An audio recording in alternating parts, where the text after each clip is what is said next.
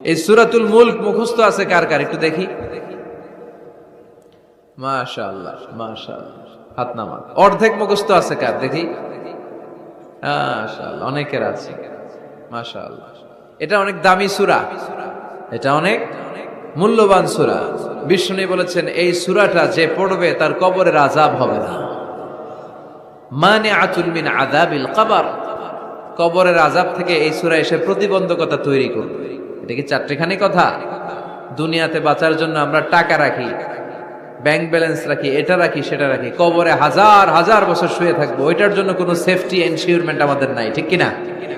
কোনো সেফটির চিন্তা আমরা করি না। যারা কবরের জীবনে সুখে থাকতে চান তারা এই সূরাতুল মুলক তেলাওয়াত করবেন।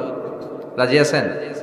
বাবা চলে গেল, দাদা চলে গেল, চাচা চলে গেল, আমরাও চলে যাব।